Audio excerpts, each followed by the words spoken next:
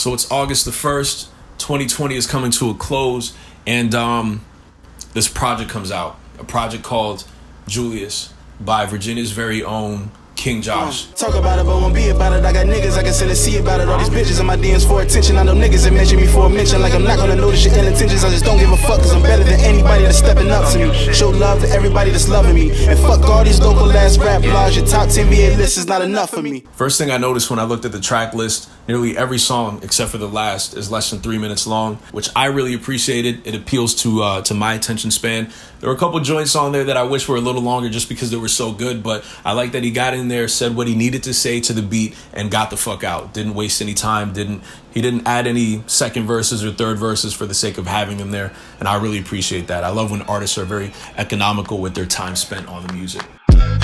What you waiting on, nigga? What you waiting on? What you waiting on, nigga? What you waiting on? Track 1, Veni Vidi Vici, straight out of the gate. What you waiting on? To me, it sounds like a note to self, a reminder to relinquish yourself of all of these self-imposed limitations. Stop looking for a cue to go fulfill your potential. Ask yourself, what is it that you're waiting on? What's keeping you from doing the thing that you know you'd rather be doing, as opposed to whatever it is you're doing now in your procrastination? Beautiful introduction. I don't want to be compared to nobody. Hate this rap shit. I be making music you can feel throughout your whole body. My crush thinking I'm a hoe. Probably all these niggas treat me like a nobody, cause I'm quiet niggas taking over. I built the brand just for taking over. Global thinking, but you thinking over. Even through my first pass through this project, I was passively listening, but this line specifically caught my attention. This line makes me think of how common it is for an artist on their way up to be so consumed by what's happening around them, how they relate to other artists, their friends, their frenemies, right? Their competition. It's important to figure out how you relate to the people around you, but it's that same obsession with the people down the street in your city that keeps you there. I thought that was super important, super subtle, but super important.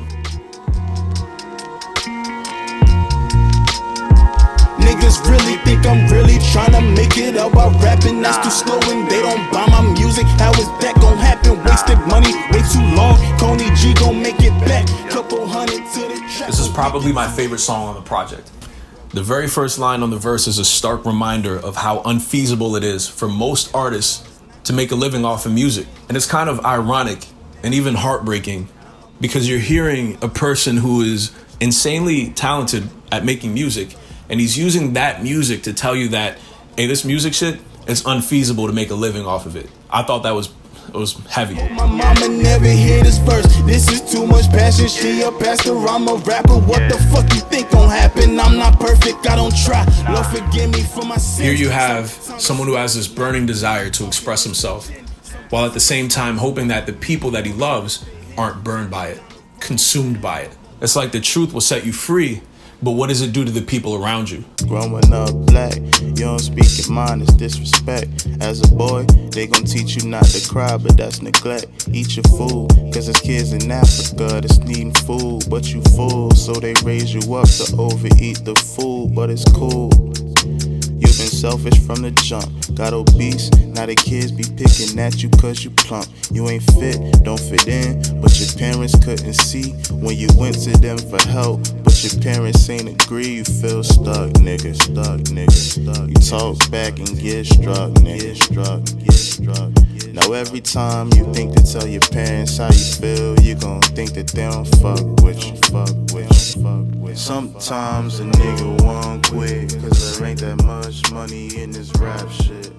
This is the one. Ironically, this is the only song on the whole project that is over 3 minutes. And when you listen to the content, when you listen to the subject matter, when you listen to the specificity, it's no wonder why. I hate ranking songs because they're not to be compared. They're different worlds. They have different properties. But this is probably my second favorite song on the project. A lot of this is relatable. It talks about the need to express yourself, the need to be understood, and how the people who bring you into this world, who love you more than anyone else, can sometimes suppress you, can sometimes hurt you, mishandle you, especially as you get into adulthood and start unlearning things that don't serve you anymore or never did serve you. Look at how early we learn that our voices need to be suppressed in order for us to be worthwhile. How quickly we learn to harm ourselves for the sake of satisfying the people we love. How are we to honor our own feelings when they're mishandled so early on by the people who love us the most. I want to see this in transitional scenes of Atlanta or Insecure. This is such a beautiful song, and I want to share it with the world, which is why I'm doing this video in the first place. I'm reviewing this whole project for this song to be displayed. I call this a solid project. I don't even do reviews, and this compelled me to do one, so that should tell you what I think about it. With a lot of music, for me anyway, it's hard to get through an entire album, but with this project, there's so much variety in it. I can't put two beats together that sounded the same, that had the same exact mood, that by the time the album was done, I didn't even realize it. I put it on repeat again and again.